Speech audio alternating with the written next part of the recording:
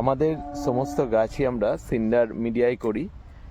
আপনারা জানেন 98 সাল থেকে আমি অ্যাডিনিয়াম করছি এবং আমার যেটা বেস্ট সয়েল মনে হয়েছে সেটা দিয়ে আমি আমার গাছ তৈরি করি।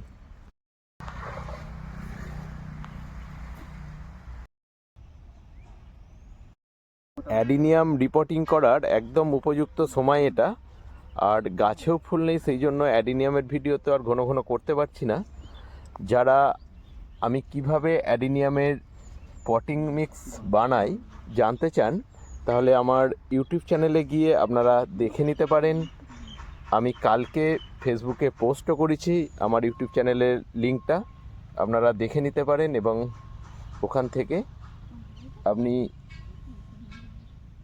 এই অ্যাডিনিয়ামের পটিং মিক্স বানানোর ভিডিওটা পেয়ে যাবেন।